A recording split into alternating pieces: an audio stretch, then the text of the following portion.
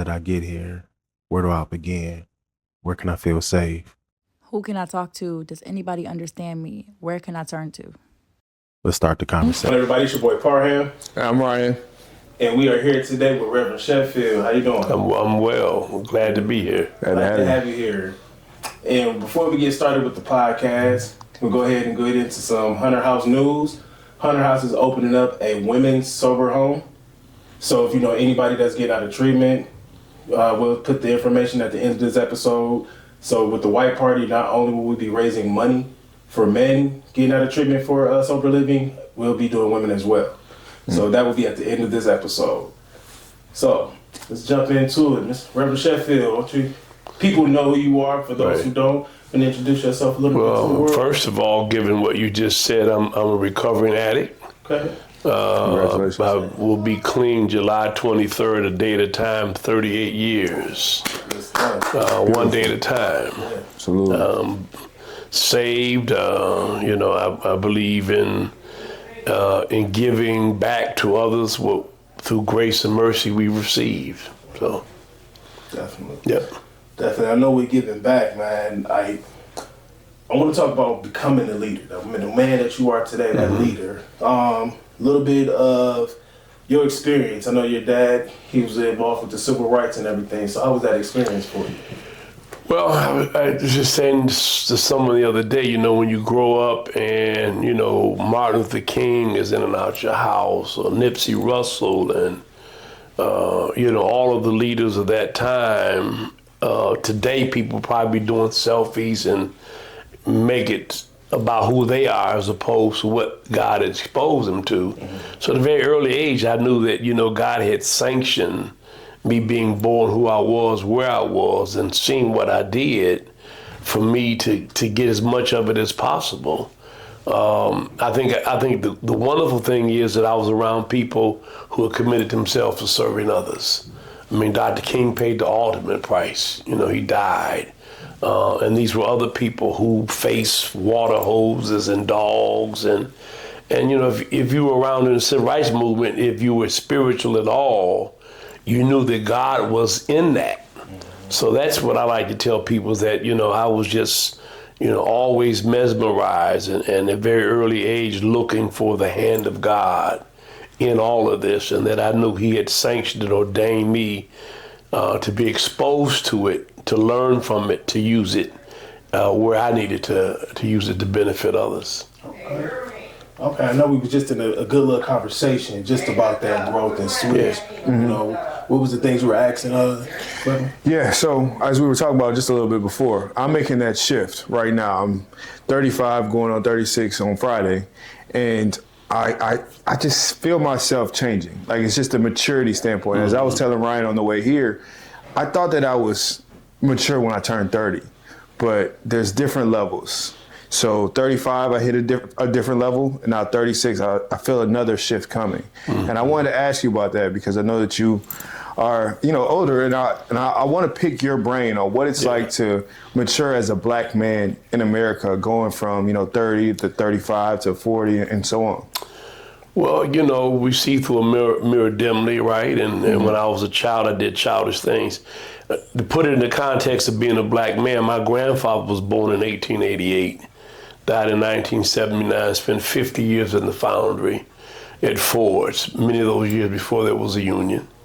Dug ditches on the side of the road, but found the tabernacle and New Light. So I was always raised with the sense of white fear about black men. You know what I'm saying? I mean, black men were suppressed, they were denied, they were, mutilated and all of that. And so, I was always raised with this sense of we had to be responsible for our people, we had to be responsible for our families. And so as you get older, I think twofold. One is you have to mature, but two is you have to grow more and more into, since my time on earth, at some point it's going to be diminishing, not increasing. What is the will of God for me? What am I supposed to be doing?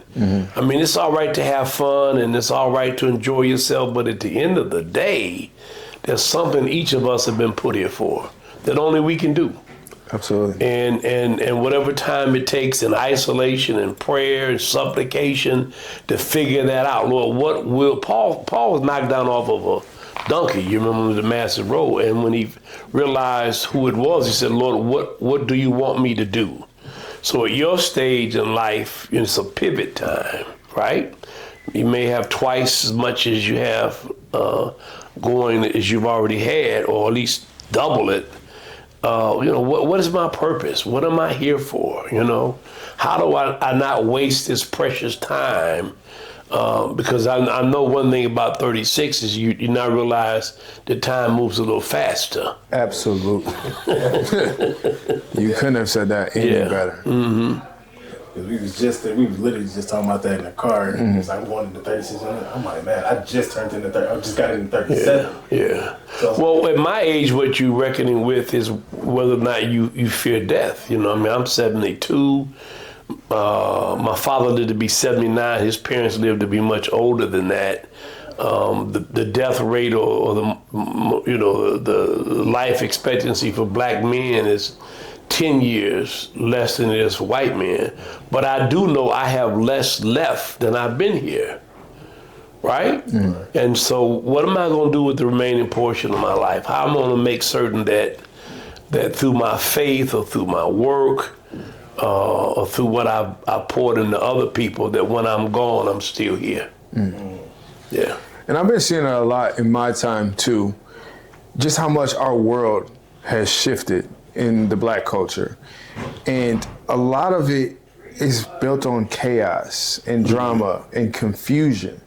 And what you were talking about before about purpose, I'm starting to see that my purpose is to be the light in what is so dark right now. Mm-hmm. And I want to ask you, because of course I don't know too much of how much darkness you face, but I know that you've come across your fair share.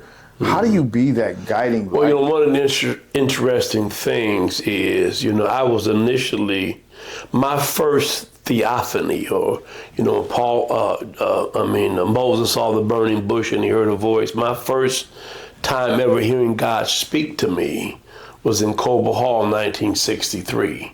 When Dr. King was here. I got photos of my dad sitting next to him, and I knew him in a private sense. But to stand near him and see the power he had over these people, I say he leaned forward and they sat back. If he leaned backwards, they sat forward. And I literally asked God, what manner of man is this? He said, it's not the man, for what you see is flesh and blood. What makes him great is my spirit within the man. So from the time of 9 until approximately 20, 21 years of age, I ran for my call. And then one day on the 96 freeway, approaching the boulevard, the Olympia was there, which my grandfather laid bricks on. It was really, to this day, the darkest day I've ever seen on earth. And I really felt like God orchestrated that darkness. And in that darkness, I said, Lord, it's very dark. He said, this is how it is. In a lot of people's lives, they have no light. And I've called you to bring light into their darkness. So to answer your question very, and I don't want to be profound, but I mean, one of the things that changed my life was a young lady who was in my school whose natural father had been having sex with her, forced by the mother. And at 16, we helped emancipate her, and so she could be extricated from that home. And it caused a lot of confusion and conflict with her family. The parents got charged, and the day before she was to go to court to testify, they pulled up at my school with a posse. And my kids saw it and my security saw it, and she was out front, so I went outside to shield her. And I could see the police coming, but then when they reached for her, I grabbed him. And I don't think I've ever been that angry in my life that someone would have done that to their own daughter, but then come to do her further harm. Disturbing. And she grabbed my arm and she said, Pastor Sheffield, don't do that. And I looked at her, she said, look, there's nothing else he can do to me. because I've learned how to dance in my darkness. That's how I handle darkness now, Doc. Right? I mean, you have to defy it. Right? Are y'all listening to me? I mean, you have to, this is a physical environment. And I teach all the time. I love that text. People love peace, be still. They don't understand the context. And there's a comma behind peace if you look in the Bible. Peace, comma, be still. Peace was he spoke to the wind that was the cause of the waves. We always dealing with the effect, not the cause. Yeah. And once he told the wind to peace and be quiet and be still, right? Stop. Then he told the water, be still. And so that's what I'm saying is, when we're in darkness, we have to deal with the cause of it, but we've got to, we got to understand that I believe that darkness is another way to help us to appreciate the light. Absolutely. Yeah. Yeah. The contrast, without the contrast, I don't think we'd be as zealous. We wouldn't be as mindful, as appreciative of what that light represents when we finally are out of the darkness, right? Because I'm just going through a fair share, and I'll let you go in a second. It's when I was 11 years in my drugs and alcohol addiction, and I got clean. How long you been clean? 6.5 years now. Oh, so wonderful. 6.5 years. Are you in recovery too? Yes. How long you been in recovery? I'll be 2 years and 2 months. Let me just, not to interrupt you, have a young lady. It's just really amazing because the lady that shadowed me today at the convention, who was inspired by Priya Man. I don't know if you saw the video of Priya's come to my church, and she's admitted that she's an alcoholic. She's been clean. I'm not her sponsor, but we check in regularly. So this young lady who was also a Sikh has got, 3 weeks clean. And inspired by that story, right? And I have people say, why you always letting people know? Because, I'm the firstborn among many, right? Are y'all listening to me? Yeah. I mean, I don't think you hide that. I think you let people know because there are people who wrestle with it don't know that recovery is possible. I just want to get that in. Oh, of course. And I see that all the time, even, of course, being here at this rehab facility and just people that I've worked with over the years. It's so much more than just drugs and alcohol. It's the behavior behind it, like the trauma behind it, and all the things that they're not ready to look at. So it's easier to run back to the drugs, the alcohol, because it's rooted in something. Exactly. And it's a compulsive obsessive disorder. 100%. And as a pastor, by the way, I don't move completely away from science, but I'm spiritual. And I know that it's unbridled sin. I mean, it's Adam relinquishing paradise. But it is a compulsive obsessive, and I'm 38 years almost in recovery, and what that compulsive obsessive behavior looked like before may not look the same a year from now, right? Because the devil's always trying to put a different dress on it, right? Absolutely. And that's part of it too. And I don't want to, turn this into like, us versus women, but it is that case when we come from a place of an unhealed space, when we aren't understanding who we are and how much love we need to pour into ourselves first before we look for somebody to complete. Well, it's rooted in something. Yeah. My addiction, lost my mother at 16, football player at Cass, and the night my mother died, she was typing a paper for my sister was at Wayne and was having heart pains, and I, did my best to convince her to let me take her to the hospital. But being the sacrificing mother she was, knew I had a football game and knew my sister had a paper due.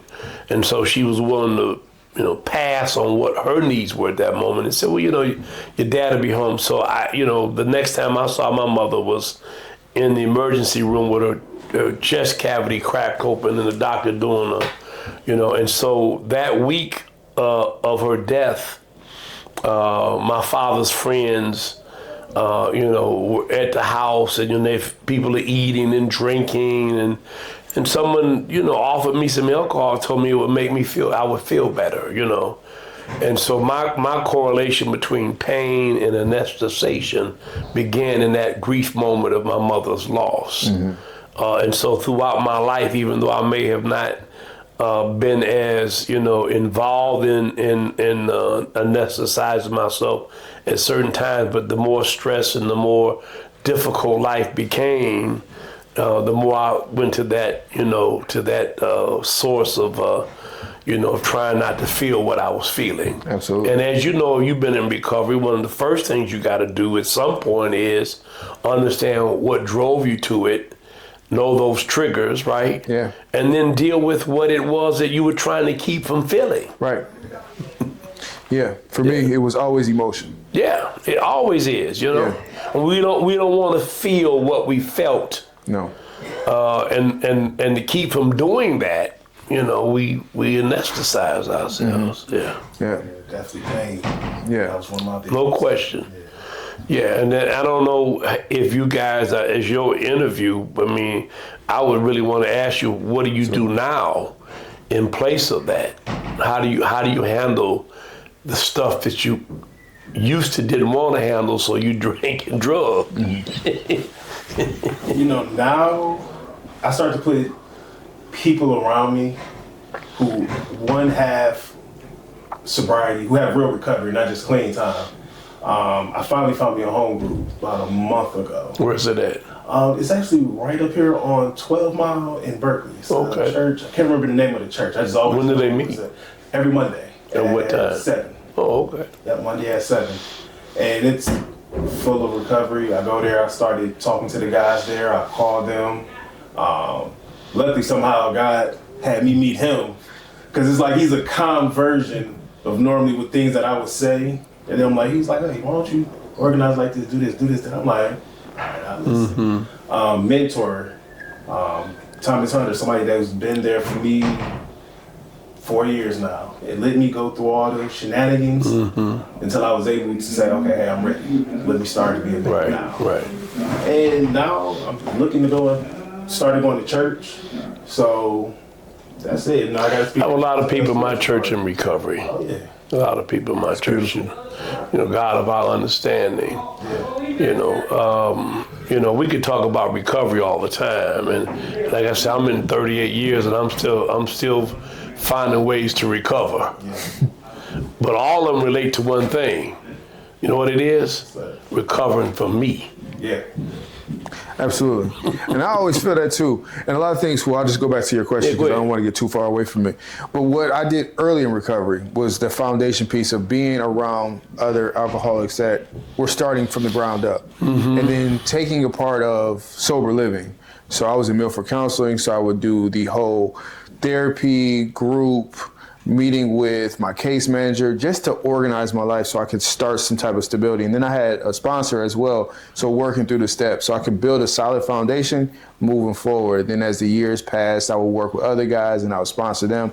And they didn't understand this, but I knew it from my standpoint. The more people that I sponsored and helped, the better I felt because I can see my triggers in other people. And that it allowed me to learn who I was and why I didn't want to go back out. And then as I kept going more in life and then getting in relationships and then getting my heart broken, I knew I needed to go back to therapy because that was when emotions set in and it was new to me. So I had to understand those emotions that were suppressed even when I got sober again. So I had to get a better understanding of self. So once I had a better understanding of self, then I was able to sit alone in silence and understand why I was getting these emotions and actually feeling them and not running from them. So, it's like, it's a difference between being alone and being lonely. Right. But one of the main things that I have learned, because when I went through this whole process later, and not immediately when I recovered, is that what I really realized was a pattern that grew out of my mother's death, and the loss of her love was what I call lost love. And it really, consequently, even after being clean, was a factor for me not really wanting to feel much of anything, quite frankly. And so therefore, even though I had good relationships with my kids or my wife, it was always at a distance, because I just did not want to feel what I felt when my mother died, for fear that if I did, I would choose the same method to deal with it as I had done for 15, 16 years of abuse. You're going backwards. Yeah. You don't want to do that.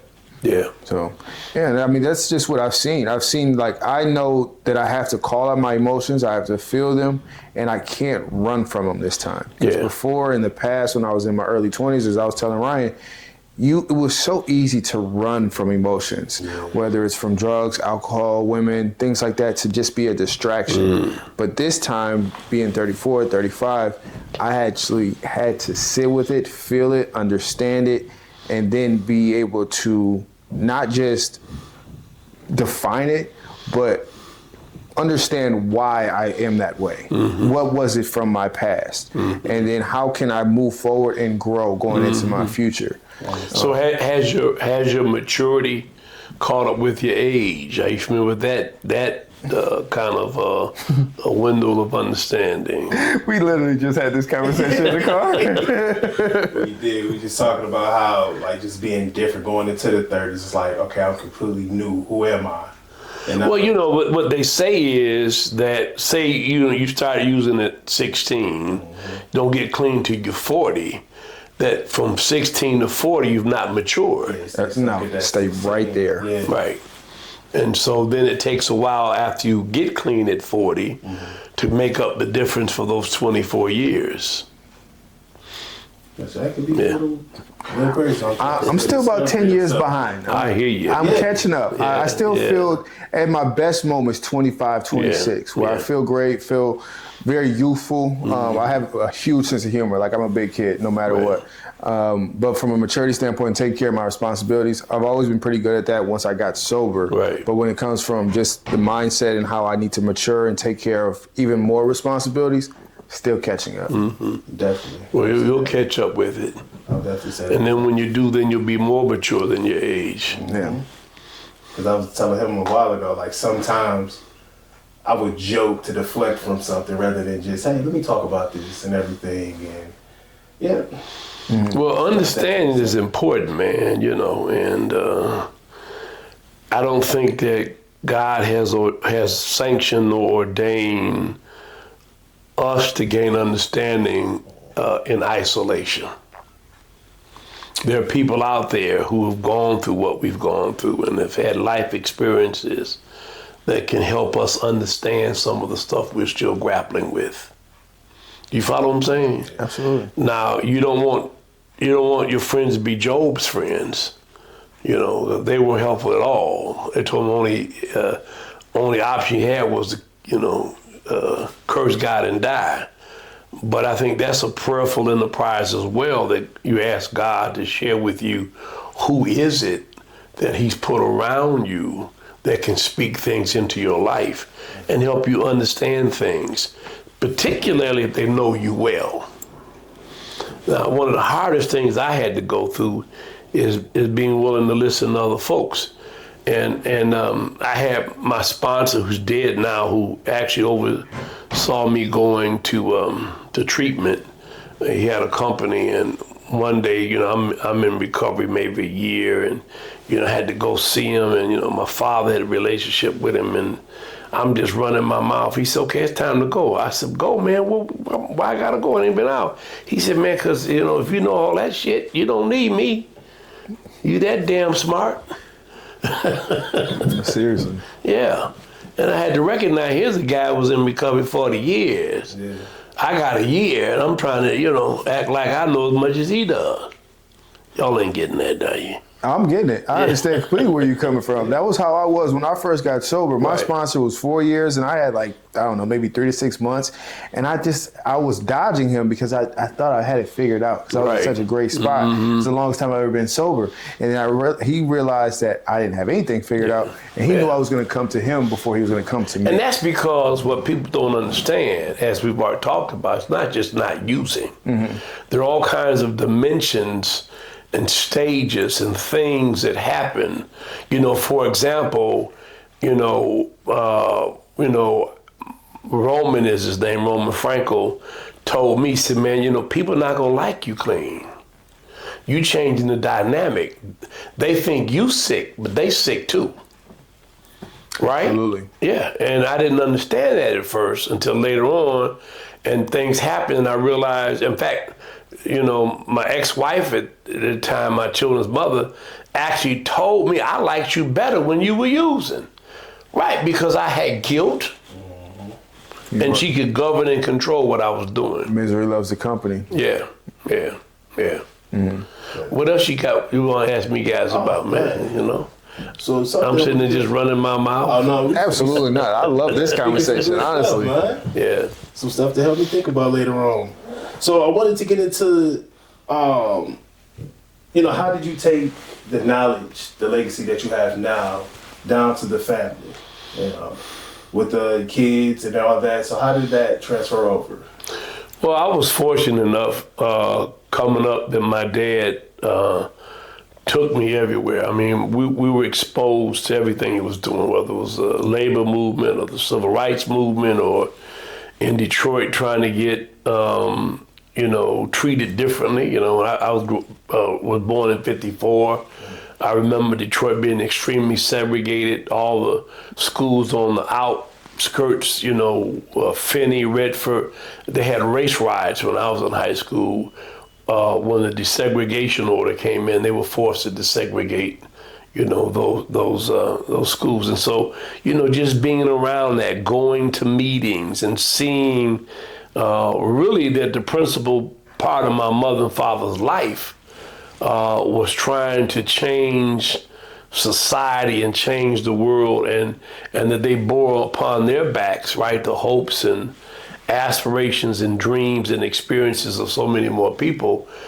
And what do you take away from that? Number one, they were Christians, so they believed that they were responsible for other folks, but it also, taught me, the value of selflessness and not being self-centered, right? Mm-hmm. And there were some idioms and axioms in my house I never will forget, man.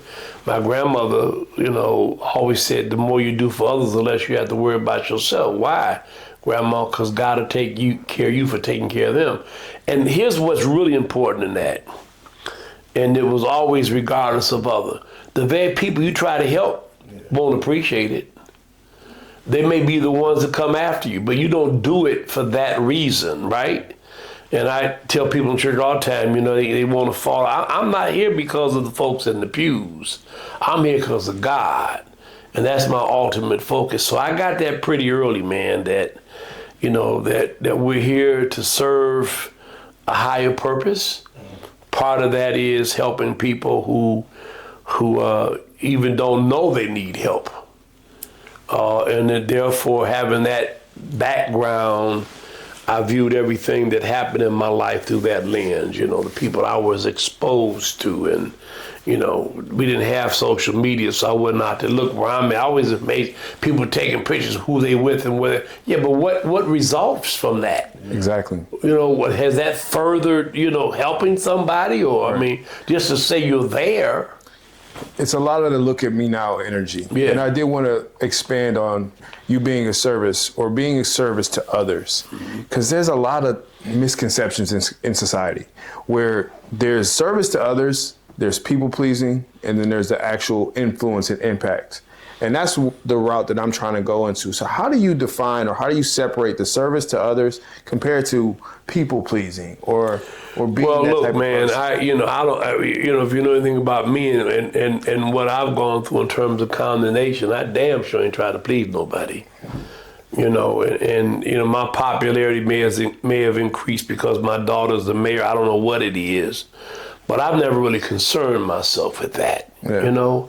I mean, I always felt like the person I need to please is God. I have to make certain that when I leave this earth, that I've left it all on the table and done what I was supposed to do, right? But the important thing in all of this is I believe every one of us has a calling. There's a reason that one sperm fertilized that one egg. And that's not chance. Yeah. It's a miracle. It was intentional. Mm. And then if that's the case, why? Why am I here? What should I be doing? My grandfather said he wanted to live a life that at the end of his days, he was more than fertilizer for dandelions. I got it. Good little saying. Huh? I got it. Yeah. Yeah. Yeah. But yeah, no, that's just always what I see. I see that nowadays where people they do nice things for others expecting something in return. Mm-hmm. And there's not too much of being a service to someone else and not expecting anything. And that's why I feel like a lot of people fall into that people-pleasing aspect, is because one, they aren't sure of what their purpose is or who they want to be. So they're like, well, let me go ahead and just, acquiesce to this person here because I'm not exactly sure who I am. And then there's the other half that, have their purpose, they have their idea, but sometimes, and it's hard for me to say that because I don't really know, but a lot of people aren't really sure how to step into their purpose. Yeah. And that's one thing where I'm seeing a lot of people just confused. Yeah. That's what I told you. You ask God. Mm-hmm. That's what Paul did. Lord, what do you want me to do? Yeah. Time is running out. I mean, I've made enough mistakes. I thought this was something that it wasn't. And so I need to, be still until I hear you. So I want to talk about, I just had a thought when you're talking about people pleasing. Absolutely. I mean, from a spiritual standpoint, what we do in terms of service can mitigate our madness, right? I mean, our mercy can be affected by a lack of mercy. And what am I saying? I'm saying whoever gives a cup of water to a little one shall know wise who they reward. David said, blessed are, what he said? He said, whosoever, what's my favorite text? Blessed is he that remembers the poor, for the Lord shall remember him in time of trouble. So there is a point at which our doing, right, is redemptive. And that ought to be the basis by which, we pursue this. Some people do it because it looks good on their resume, they feel good about it. No, I do what I do because it will save me. Yeah. If I happen to do something that would cause, my eternity to go on trial, I know I have a defense attorney named Jesus, who will say, yeah, he did slip, he did fall, he did have this going toward this person or whatever, but at the same time, he fed the hungry and clothed the naked. And that would be sufficient for me to overcome whatever thorn in the flesh I have, right? And that's why I think the whole notion of serving from a pure heart, that you do this because you understand what God has forgiven you for. Absolutely. Right? And that you therefore cannot and should not be the same toward others. Absolutely. Yeah. And that's just what I've been hearing from God, because I hear God in the silence. Yeah. Like I do a lot of the meditation. There's just moments in time where I don't have anything planned, no noise or anything like that. So I can understand, I can hear, okay, this is the direction that God wants me to go. But it took me a while to get there. And I feel like I say all that to say, people will have to fail first. Yeah. And that's the part where our people... Well, you see God better looking up. Yeah. You got to fall down in order to look up. In your meditation, I keep hearing God speak to me about just this. Many of us pray amiss. There's four facets to pray, right? We think of prayer as us telling God what we need. But I had a great professor, Luke Kiefer, he's deceased now, and I took a lot of Christian mysticism and New Testament from him, and he said that there are four facets of prayer. We speak, and God listens, and then God speaks, and we listen. He said most of us only do the first two. Absolutely. Look, I'm running to work. I got 5 minutes. Let me tell you what I want you to do. For me, it was always get me out of trouble. Oh, absolutely. Absolutely. Absolutely. I mean, look, man, at some point you say you're 36. Getting ready to be 36 on Friday. Right. So, it's what they say about insanity. Making the same mistakes. Expecting a different right. same So, outcome. at some point, You know, let me tell you something. I've had such discussions with colleagues of mine who engage in biblical babble. And so, you know, when I was really struggling with stuff and I was just, the behavior would not stop, I just couldn't overcome it, I would tell them that I'm not what I do. Oh, yes, you are. I said, well, I tell a lie every now and then, but I'm not a liar. And really, I am free from the dominion of sin today because I did not allow myself to believe that what I did was who I was. You know, I mean, we have these compulsions, right? Absolutely, yeah. And those of us, by the way, is really our thorn in the flesh. At least we have a sense of knowing that we have a disorder. Yes. Having no awareness. Yeah. It's major. Yeah. Because as human beings, we're all impulsive. It's just how we're ingrained or how our makeup is. Or here, and see, I don't think it's always necessarily chemical. Mm-hmm. I think some of us have been raised in homes where our families have been compulsive. So it's a learned. And we've seen that. Yeah. Yeah. It's a learned behavior over time because I see that as well. I've always watched my parents grow up and I try to navigate my life in that sense because that's the structure that I've always had.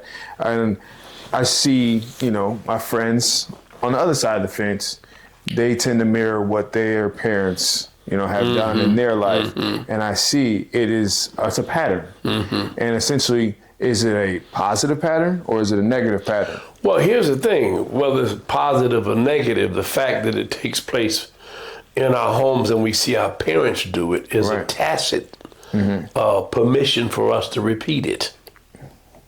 Right. But then how do we break it? Well, you break it for understanding. And to understand, I mean, there's nothing that we do that can't be overcome. You know, everything will remain inert. It will remain the same until something of a greater force impacts it. I know what you're getting at. I know where you're going. Yeah. And that's what rock bottom. Yeah. Rock bottom did for me. I was repeating that cycle over and over and over again and expecting a different outcome. And just literally falling dead on my face until God was like, okay, I gave you enough. You're 29 years old. You're living at home with mom and dad. It's time to get your life together. You lost all your jobs. You crashed your car. Yeah. Now you got to go to rehab. You got to get your life together. Yeah. And that was what broke essentially the negative cycle that I was in. I mean, here's the thing. I mean, we think that it's weak-willed. You know, we just make up our mind. People don't understand that. Yeah. So I made up my mind, you know, before and after I used. You know, I'm not going to do this, but I did it anyway. And it's the last time I'm going to do it until I did it next time, right? We understand that cycle. So it's not, you know, a question of a strong mind or will, because at some point, based on the drug, it's also physiological. Yeah. And so, you know, I mean, and Paul says he sought the Lord thrice that this thorn would be removed. So, you know, I have all these things that I came up with in my recovery path. And one of the strongest one is that my will alone is insufficient.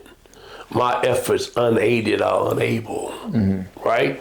And that I have to admit that, you know, I can't do this by myself. There it is. You know, it's not a question of bad character. Yeah. It's not a question of a weak will. And so that's when you understand you got to get help, right? Yeah. That was the hardest thing for me. I mean, I don't know how long you were. I was in active addiction for 15, 16 years, and I can't tell you how many times I quit. Now, I never quit quitting. And my best friend who went to treatment before I did and then kept coming back, knocking on crack house door, I think about how he risked his recovery to carry me the message, you know? And he, you know, we always talked about how we were sitting in places with entertainers and folks whose lives were falling apart and they were miserable, but they act like they were having the time of their lives. You know, we never felt comfortable doing what we were doing. We were there because we were slaves. Yeah, honestly. Yeah, you know, and you know, and you know, and like white folk talking about the slaves were happy because they played minstrels, but you know that was their way of keeping from crying. Yeah. And that's what gave me a lot of awareness. The devil, or the lower realm. Just, it can be in forms. It can be in people. It can be in situations. It can be in organizations. It can be in the bottle. It can be in drugs. But it's what keeps you trapped. Yeah. Whatever keeps you bound and stuck to repeating that cycle over and over again.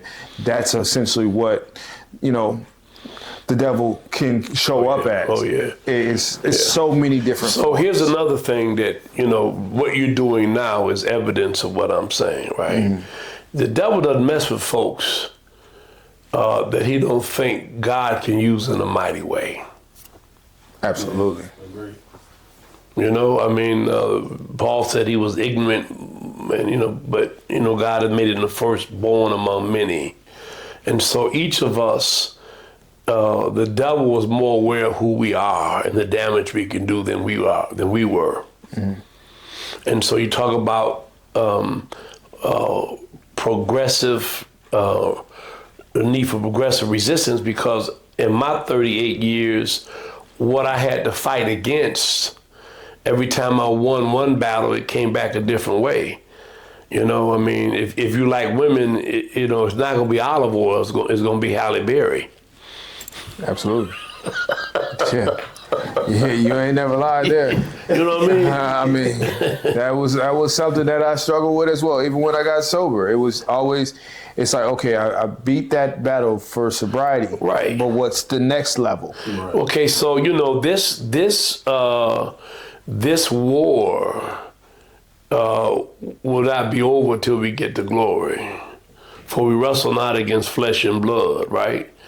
And so I am prepared to battle because, number one, I know what freedom is like now, and I'm not gonna lose what I've been given, because I always remember 38 years later. I remember what my life was like when I was a slave to crack cocaine and alcohol.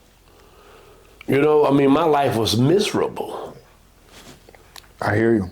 It was right there too. Miserable. And so, I don't mind battling the devil.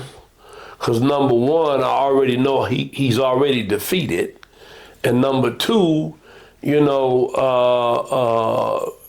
God's power is greater than every whim, every wile of the devil. Mm-hmm. And I had this, it's so true, man. I had somebody tell me one day, a white lady that took me into treatment, and she said, look, I've never met a person yet who got up in the morning and asked God to keep them clean and meant it, that never relapse. So all God is really asking us to do is say, I've had enough. I really don't want to do this. In fact, it's sapping that's the worst part about it, what it does to our self-esteem. Yeah. We think we weak. Why can't I stop? Why can't I do this, right? And that's where I'm at. When I stop trying to fight that myself and put it in the Lord's hands like Hannah, God took care of it for me. In 38 years, God is my judge. I've never even craved drugs or alcohol. When I came out of that treatment facility and that white woman taught me how to pray and told me she never met a person yet who asked God to keep them clean and meant it, that's what God has done for me. And my best friend Kevin, who in April had his full 38 years, well, it's this month. And then in July, he'd never gone through that. Mm. And I prayed about that too, because I know folks have been to treatment that really wrestle with cravings and mental obsessions and yeah, you can feel it. Yeah, I have never. She taught me that prayer, Lord. She got me get on my knees. Said, Lord, eliminate the mental obsessions, eradicate the physical cravings, make the thoughts of using drugs and alcohol an utterly and thoroughly distasteful proposition. In Jesus' name. I prayed that prayer every day for almost 38 years. And let me tell you something else, man. I got to give homage to her. Her name was Sarah Gentle. You know, they give you phenobarbital back in the days when I went to treatment in 1988. So you sleep, so you don't go through all the forms and, you know, withdrawal. And she came in my room. I'm half asleep. I wake up, beautiful white woman, all dressed in white.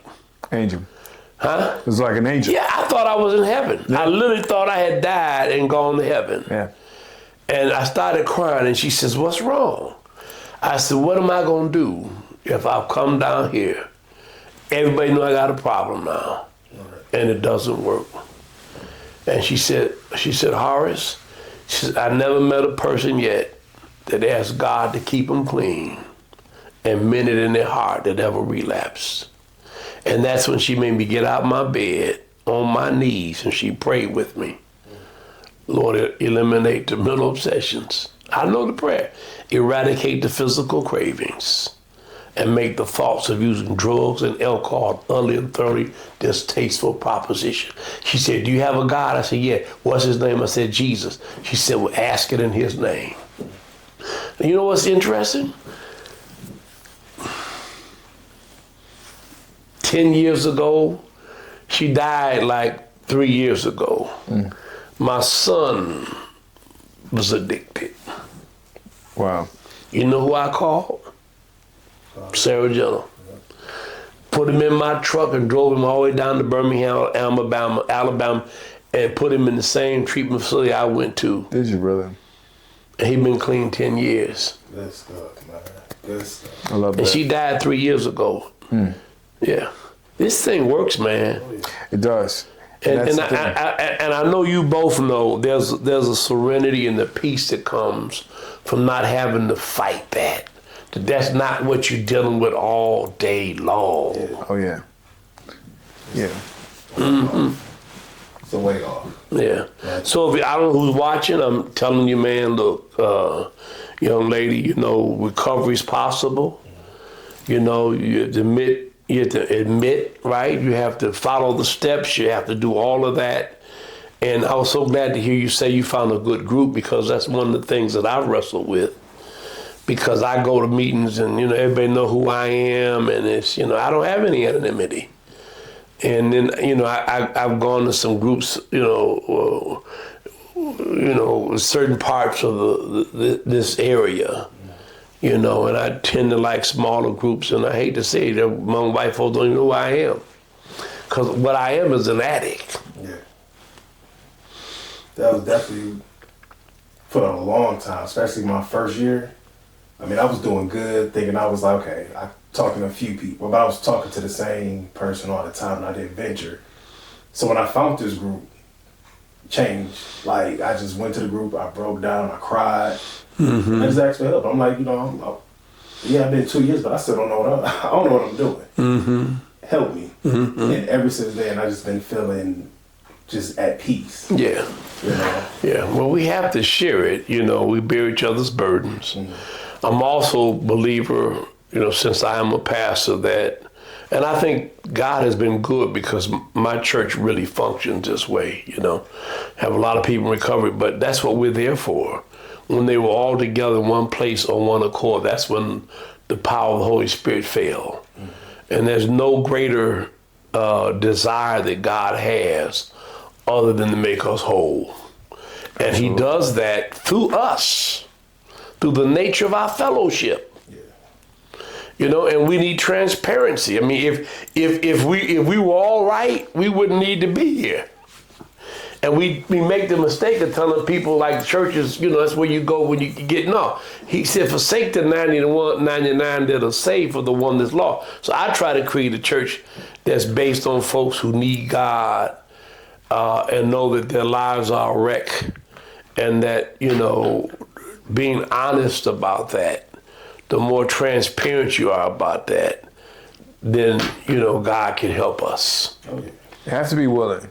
And that's always anytime I sponsor or I get ready to sponsor guys, I have to let them know the first 3 steps. Because the first step, that's what brought them there. They admitted they're powerless over their substance. And life had become unmanageable. 100%. But those next 2 steps, when it comes into God and, you know, their higher power, if you can't see that, I can't I can't put that spirit into you of belief, and I that's when we go forward, or if I wish them the best, because that part when you're looking for God for the answers, and if you can't get past those next two steps, be willing to, admit that, or no, it's the second step is you're willing to give your power over to God, and if you're not willing, then we're at a standstill. Well, you have to make a decision, I mean, there's no question about that. And here's the whole crux of the matter, which gets back to what Romans said to me: if I was that damn smart, why was I killing myself? I mean, if we knew what to do, we wouldn't need to be there. Right. So I tell people all the time, if my sponsor or the God of my understanding told me I had to get up to the top of the Renaissance Center and jump to get rid of, active use, I'd have done it and trusted that when I got near the cement, he'd have caught me. Right? Yeah. Because if we really knew what to do, we wouldn't have to come there in the first place. Right. Exactly. It's true. So I'm saying, I mean, that's one of the fundamental flaws for some folks I know in recovery is they want an ad hoc approach to recovery. And there's just no way to do that. No. There's no shortcut. No. And that's a lot of... It works if you work it. In this day and age, in this society, everybody's turning to, AI and all these, other tools and whatnot. But there is no shortcut to actually putting in the work, and then when you put in the work, also being able to surrender at the same time. Yeah. Because that's what people, they will put in the work, but they put in the work so much that it's like a grasp. Like they're struggling. Like it's just like they're white knuckling and forcing their way through it. But a lot of times you just have to let it go and just listen. Yeah. And that's what a lot of people that I've come across struggle with when it comes to, I don't have the answers right now. Where are the answers going to come from? I need the answers right now. And it just doesn't work out that way. You just have to sit. Well, it all comes from the microwave mentality we have. I mean, I swear, instant gratification. It didn't happen overnight, but you want it done in half a day. That's what everybody banks off of. Everything's gonna happen overnight. Yeah. I'm gonna go online and I'm gonna have 100,000 followers just because I started posting content for 30 days. Like it's just gonna happen. So I've been through something really tough, almost 2 years.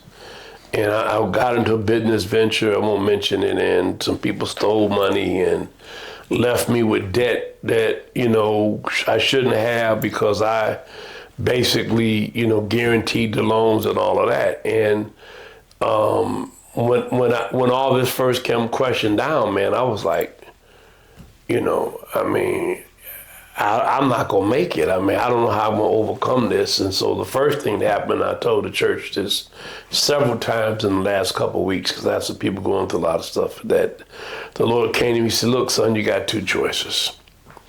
You either be overwhelmed, which you are, and stay that way, or you can decide to overcome, and you and I get through this together. So the greatest discipline and stuff I've learned in the last 2 years is he's going to deliver me, but only when I'm at the point where the delivery, remains intact. Absolutely. You know what I'm saying? Yeah. Because if we get out too soon, we might go back. Exactly. So you got to sit in the fire just a little bit longer. You made your bed hard, sleep there for a while. Because when I do bring you out, you understand that this. You ain't going back. Yeah. So I tell you, what's the one thing you learn? And I got into what I got into, not because I ignored God. I just didn't get his approval before I did it. And I learned that you just can't carelessly just think any decision you make doesn't really require God's tacit approval, right? And so what is the one thing that I learned? That I will not do anything. I don't care if it's the greatest opportunity in the world. I will miss it unless God tells me this is for me. Yeah. And that was the biggest thing that I learned at 35. Surrender, let go. Yeah. Honestly, just let go. Yeah. And when God removes someone from your life, yeah, don't force it. Yeah. Don't try to just because your ego is making up Yeah. some type of story, don't try to force it and bring that person back if they're gone. I'm gonna help you, man. Cause see, I like to read, and I got all these great stories. Yeah. You ever heard of Helen Keller? Of course. So Helen Keller is one of the greatest things she said. The problem for too many of us is we spend more time in front of the door that's been closed that we fail to see the one that God has opened. Absolutely. And I've been running towards that door. Mm-hmm. Once I made that conscious decision that door is closed and it's never going to open again, okay, that door is open. Keep going. I know you can't really see what's in the room just yet, but just keep going in there. But see, God is good because later on, he'll let you see why he let you in that door. He's giving me bits and pieces here and there while that door Well, we is see closed. through a mirror dimly now. We ain't gonna know it all now. I mean, I have this term that I've been using, and I'll tell you why. I call it unintentional intentionality. That we're unintentional, but God is intentional. So, good story, man. Young lady that's my chief organizer for Dabo and on my board, maybe 3 years ago, I was doing some work for Edison over rate increases because they needed to do a new grid. And so we were at Fortson High School in Dearborn for Michigan Public Service Commission hearing. And there was a large group of contentious folk there who were against the rate increase. And there was this one young lady that I sat back and watched, who basically had organized the whole opposition and was in control of the whole group. 100-some people. She had them in complete order, doing everything she wanted them to do. So I finally called her aside and said, hey, wait, come here a minute, let me meet you. Mm-hmm. And we met. I said, you got some real skills. And I said, now, are you really committed to this? And she said, well, yeah, but they're paying me so much an hour. I said, let me get your phone number. From that, a relationship developed, and she's been a real blessing to my organization. She's a member of my church. She was the field director for my daughter's campaign. Y'all listen to me? Absolutely. So a month or so ago, my son comes to me and says he's getting married. Guess who he married? This girl. Yeah. He had been dating privately because she didn't want me to know because of the job and all of that. I see it. And the campaign, right? Yeah. So the Lord said, I knew what I was doing when I showed you who she was. Mm-hmm. You thought it was to help you organize Dabo and your stuff. Yeah. But I was getting her ready for your son. Mm. And it's so transformative because my son is an introvert. He's got my name. He doesn't like the pressure of that. Go to Ford every day. My son has completely been transformed to the point now he's in my meeting, sitting on my board, doing this and doing that because of her. So I was unintentional. Y'all ain't talking to me. I'm here. But God was intentional. Hey, he was making sure. Can I give you a good example? Go ahead. When Moses, his mother, spared him and put him in the bulrushes in the water. And Pharaoh's wife gets him. And y'all follow me? Yeah. And the same with Joseph. One brother gonna kill him, but Reuben said, no, put him in the pit. He go from the pit from Potiphar's to prison to the Pharaoh, and the people who tried to kill him had to beg for bread. Mm-hmm. Now, we don't know what we're doing, but God knows what he's doing. He does. Right. He's always intentional. Yeah. And we might not see the plan right away, but he already knows what the plan is going to be. Yeah. We just have to let go. We have to tell him to order our steps. Yeah. I think at the end of the day, all of us want to conform to his will, right? We may not always know. We want all the, I don't need the detail no more. Just make sure that if I'm going the wrong way, you stop me. Thank you. If I'm in the right direction, close the door behind me. That's all I need to know. Because a lot of times I want to question every single step. Yeah. I want to know. We want to see the end from the beginning. Right. Because if there's any way that we can spare ourselves of difficulty, just beam us up, Jesus, like Scotty, you know what I'm saying? Yeah. We really don't want, I mean, it is exactly the wilderness and the fiery furnace and the cross and the challenges and the difficulties that builds the character Absolutely. that enables us to respect the difference between where we are and where we were. It's the journey. I'm gonna preach right now. Hey, I'm hearing you. I don't want to escape not one bad lesson. I mean, whatever, just whatever I got to go through Right. to get to the point where I can have what he wants of me and not go back, not look back like little Lot's wife. Exactly. Yeah, I'm all for it. Yeah.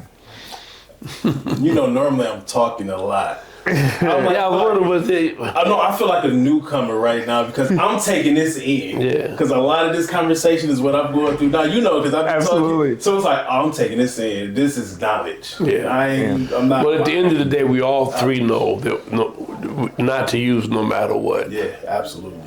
No matter what. And we've been gifted, you know, and I thank God for the people around the table. I thank God for the program. But I know that a man can receive no good thing except God give it to him. So, you know, and by the way, you know that in A and AA comes from an Episcopal priest and a member of his church. You know the history of all that, right?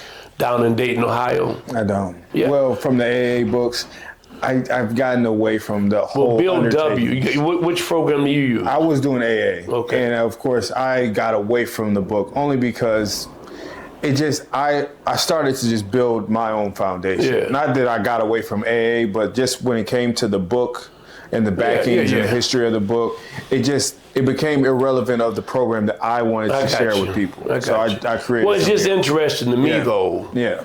That it's rooted in an Episcopal priest who had a member of his church who had a drinking problem. Yeah. Okay, so to me that tells me that God was looking at some ways to help us then. Of course. I think the problem that some people have is, and they're gonna be mad about this, is that, you know, I have some friends of mine that have been recovered 30 years, and all they have is the fellowship. I've seen those individuals. Yeah. And those other individuals that they just need a sense of community. Yeah. And that's But what it boils down that's to. what's missing in our churches. And that's what I've been deliberate about at New Destiny. We used to be called New Destiny Baptist Church. Our name is now New Destiny Christian Fellowship. It has been for several years because it is precisely that, the fellowship in Acts 2, after all the spiritual stuff took place and 3,000 folks got saved and they spoke in tongues, the koinonia, the caring, beloved community was created where the Bible said they all brought what they have and gave to each according to need. And they went from house to house breaking bread, right? So it's the fellowship. It's the quality of what happens when we're together. And unfortunately, in too many of our churches, people love Jesus, can't stand anybody else. You can't be transparent about, you know, your struggles or whatever, because before you leave church, you know, people will be sharing it on Instagram. Exactly. There's no anonymity. Right. So Yeah, I mean, and we don't value the fact that church is the place where we ought to be able to say with honesty what we're wrestling with and struggling against. Because if you don't get confessed, you can't be saved. and I don't want to be controversial here. You can be. Okay. Because I am. But I'm seeing a lot of churches be more commercialized than actual authentic. Yeah. Are you seeing that? Well, I think there's a couple of things going on. I think that, in some of these churches are like going to a concert. It's a production. And there is no fellowship. Yeah. That's why I work very hard. You had to come visit my church one Sunday, man. I mean, my people are so full of love. And everybody come, I mean, I had 40 people join in the last 2 months alone. I mean, we've moved to another building, we're almost full. Where is it? It's on Grand River Road at the Bridge Center, 9928 Grand River. Okay. And people come there and they cry and they really feel like, my God, it's like family here. You know, there's no conflict, and because we work hard for that, right? I mean, the one place you ought to be able to go and be real. Now, I also, as you well know, in the fellowship, there's some God rules. There's some stuff you ought not to share, right? You have to be careful about that. But at the same time, I mean, because I'm transparent about my struggles, we have this treasure in earthen vessel. We have to create an environment where people can share, because it is us bearing each other's burdens, right? We're specifically told, to go to the elders of the church and have them pray for you, and you can recover. And that's so important for me, because, we also live in an era where people can't even touch their pastors. They come in like the armor bearers, like Secret Service. Right. The package is moving. Man.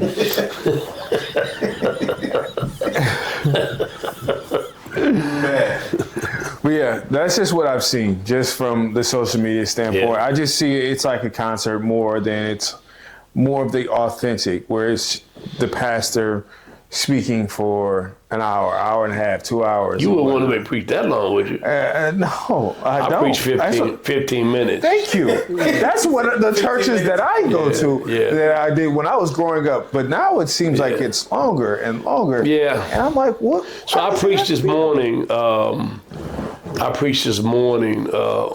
the story of Jesus, speaking to the winds and the waves, and I only preached from the last part of the verse, when they woke him up, he said, "O ye of so little faith." Mm-hmm.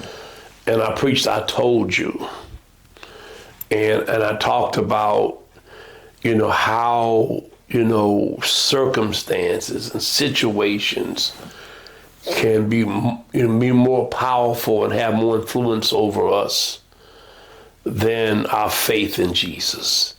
And that's because we have this treasure in earthen vessel. I mean, we're going to feel stressed, Of course. even if we're blessed. And I'm tired of people telling you shouldn't feel this way, and you should be playing the violin in the fiery furnace. That's nonsense. No. Nonsense. But what we ought to default to, though, is that Jesus said, "Lo, I'll be with you, and you more than a conqueror." Those things ought to kick in. And so when they wake up Jesus is saying, "Oh, ye of so little faith, I told you, let not your heart be troubled." Right? I told you. And that ought to be what we hear in our mind, not what people are telling us, and it bothers me that you can go to church and people are going to act like there is no hope for you. Right. I always tell people the worst sin for some people is the one they're not in. Then they can condemn you, but then God understands them. So that's what's so important to me, is that, if it's in the pulpit, in the music ministry, at the folks at the door, in the pews, that people are constantly communicating to people that there's an unlimited resource in God. Yeah. Right? Absolutely. And that you're in the right place because he promised to be present. He said he would be here with us. Mm-hmm. And I think religion sometimes, reduces it to, the wrong relationship. The relationship that matters most to many churches is your relationship with the church, not your relationship with Jesus. Again. And then that's based on whether you give, how often you come. You know what I mean? You're talking about something for real, because it's hard, because of course a church needs funds to run. Yeah. But it seems like a lot of times, at some churches I've gone to, that has been a focal point. Yeah. We take up one offering. We have no debt. But, about 5 years ago, God spoke to me. And he said, "Son, too many of the churches are suffering from a second silo syndrome." Now, I always tell people, you got to know the word, because God speaks to you in the word. If you ain't got no word, you need an eye translator or something, And I know exactly what he meant, because if you know the story, the farmer had excess, and rather than feed the hungry, he built a second silo and stored it up for himself. and pulled, they said some people, they pulled the suspended, said, soul, take thine ease. And the Lord said, you fool, tonight your soul is required. And he said, and not only that, I want you to know that they're misinterpreting my text, my word. And he says, the wealth of the wicked will be bestowed upon the righteous. We think that crooks and worldly people, that money is going to be taken from them and given to the church. The Lord said, no.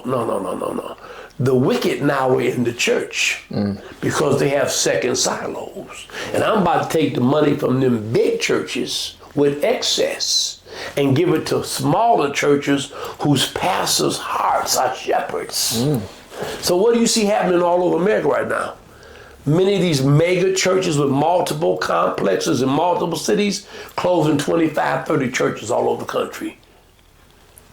You didn't know that? Go read it, man. A lot of these mega churches condensing.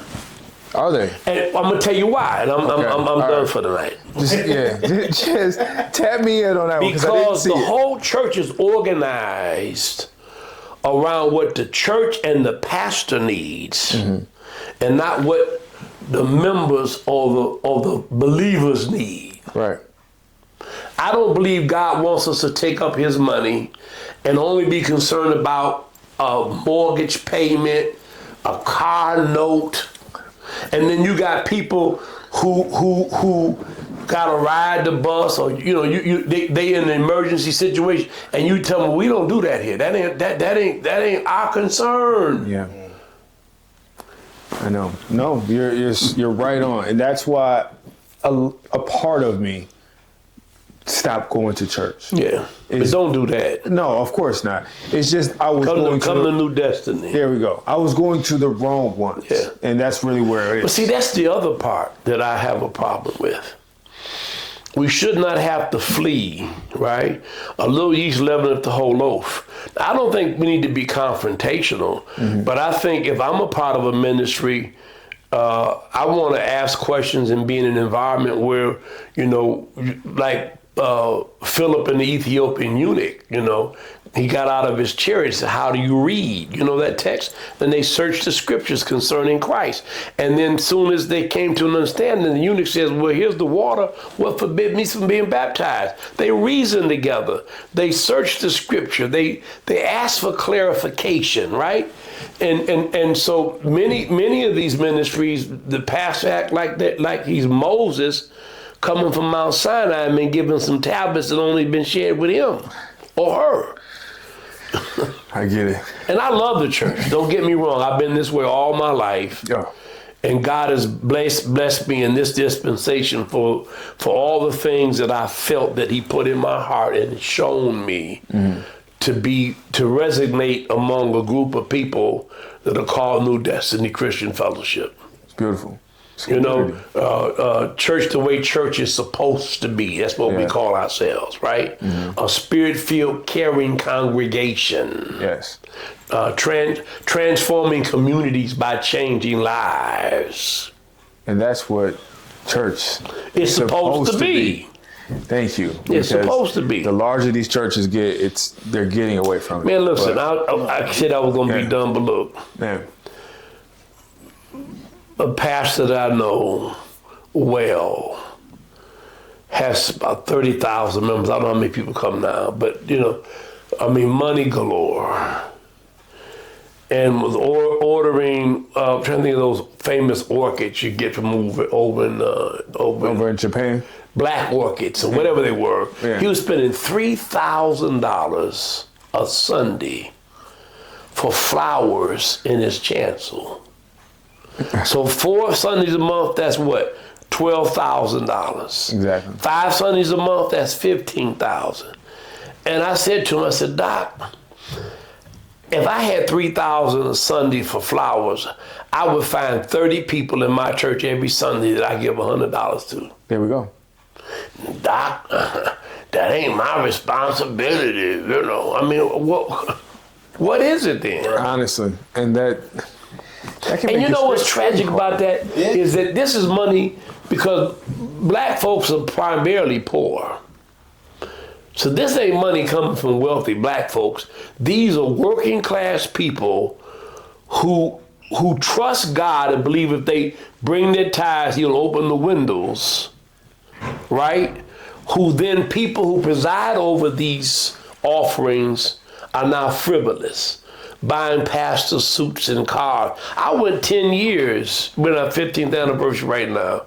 I went 10 years in New Destiny without a check, without a salary, without a dime. 10 years.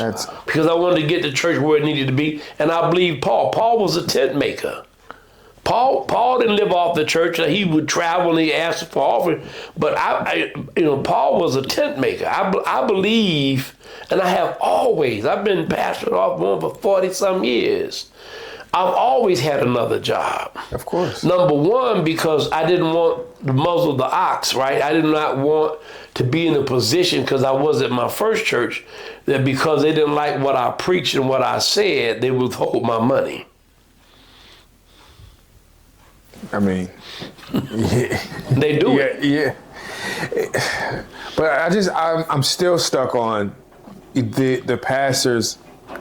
The best way it works for my mind, robbing from the poor so they can essentially line their pockets. Well, it's like money changers, but here's the worst part about all of that. And I like the Bible, there was no room at the end, right? Some of these churches are so full of us, there's no room for Jesus, right? And if everything is based on pastor idealization, right? And it's almost idolatrous, quite frankly. Then we really get off of, you think about when you listen to church, what they're raising money for. It's for buildings, it's for the pastor, it's for everything other than how we're going to transform our communities. And that's when I know when a church wants to do renovations and they talk about renovations, that's when I got to go. Yeah. And that was a couple of the churches that I've attended over the past couple of years. And once I see they're doing renovations, this isn't it's not. Well, at the end of the day, I think everything that we do ought to be focused on that text. Mm-hmm. Jesus said, forsake the 99 that are saved for the one that's lost. Also, Mark 2, he said, I came to save that which was lost. Those who are not sick don't need a physician. So our focus really is on people who are well, to the exclusion or the uncomfortability of folks who come there who are tore up from the flow up. Yeah. Because that's not what we show. No. Mm-hmm. We show the finished product, supposedly. The glitz, the glamour. Yeah. Mm-hmm. Tinkling brass and sounding cymbals. Man, this has been an amazing conversation. It has been. Lessons that I've taken in today. And Sober Talk got to make a trip down. Sure, come on by, man. Absolutely. I have Angela Yee there this Sunday. You familiar with her? Yeah. She's my speaker. From the Breakfast Club. Mm-hmm. Yeah. So I do, I had Priya Mann, who's got almost 10 years in recovery now. Okay. She's a recovering alcoholic and had a lot of trepidation about letting people know that, but she and our friend and she came to my church and it has been so powerful. Absolutely. The way, and she said she'd never been anywhere people love like that. My people loved her. Yeah. And then she wound up reposting it and saying, about her struggles with just gave her the strength and the freedom. Like I said, Priya, if the gospel be hid, it's hidden in the law. God didn't, take you through this and bring you out of it for it to be the best kept secret. Because people need to know people like you who are on TV every day was struggling, on and off. Yeah. It's part of how you resonate with people to see it is possible. Yeah.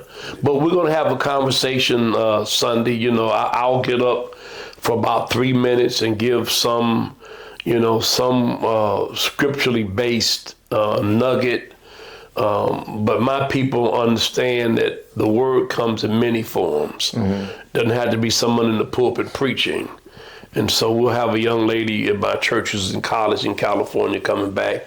And after we sing and pray, they'll sit up there and have a conversation. And my congregation can ask questions, and it'll be really great. And what time is the service? 10:30. 10:30. No, done by noon. Perfect. 9928 Grand River and the Bridge 9928. Center. Grand River. Yeah, definitely. Sounds like a service that I'm gonna have to should come, attend this man. Sunday, You should especially come. eventually he's gonna be there. You come, and absolutely. We would love to have you on here again, especially once we get back. Let me know, man. We'd love to have Now, is the young lady in recovery too? you. Yes. Brittany? Yeah. Absolutely. Hey, Brittany. Yeah. Hello, She would Brittany. definitely be here Hey, next Brittany. time. I had to confess I came because I saw you know, Miss Smith. So how long has she been in recovery?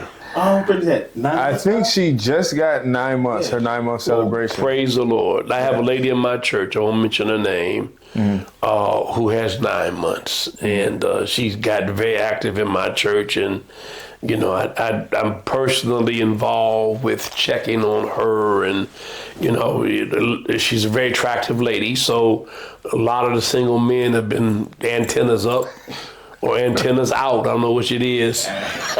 I see what you did there. So she asked me, I said, well, what do you know, I mean, what's the rule in the fellowship? I don't know if it's the same as when I was there. When I first, you know, got clean, it was like no relationship for at least a year. It's still the same way. It's supposed to be. Right. I mean, and all the things can happen as a result of that. Right. And so what's more important for you, to have a man, you know, or to be clean? And that is a question that a lot of people in recovery need to answer for themselves. And that's what a lot of men struggle with, and women in recovery as well, because you got to be able to sit alone with yourself first. I know Man, let me tell you something. Let me tell you something. They do. It's so powerful because we don't want to deal with ourselves. We're not comfortable with ourselves. And it gets back to the main thing we talk about is having something take that place or fill that spot. There's a void there. And how That you we feel have it. to work our way through that. Exactly. So it no longer exists. Preach. That is literally what people need to sit with. Yeah. And Because I know taking that time to myself, not trying to chase nothing or feel good or whatever, it helped me get through this journey. Yeah. It's helping me build and take suggestions. It's helping me just be okay. And you today gave me a whole new definition, and a real definition of peace be still. So now I'm looking at my journey like, Yeah. You're And right I think there. what you guys do, and the young lady do, and I've watched some of your programming is powerful. I mean, I think, you know, I'm gonna have you on my radio and TV show so people know what you're doing. We'll love that. But I think that, you know, people need to hear and see this and know this, right? Absolutely. Yeah, I mean, I think this is like making a meeting. It is. It really is. It is therapeutic. There have been so many times where we've shot episodes, you know, just you could just feel the release. Yeah. And I made a meeting tonight. see? Hey, I'm Skip. I'm an addict. I'm a recovering addict. Ryan, I'm a recovering alcoholic. Yeah. And I always say, I'm Ryan, I'm a grateful recovering alcoholic. Yeah. Always. And I'm still recovering from me. Always. Every day. Yeah. Feel a little bit better.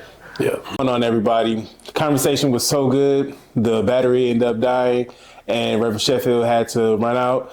So we just want to thank you for coming on this tonight, and we look forward to all endeavors and to doing some work with you as well. And we look forward to also being there this Sunday at New Destiny.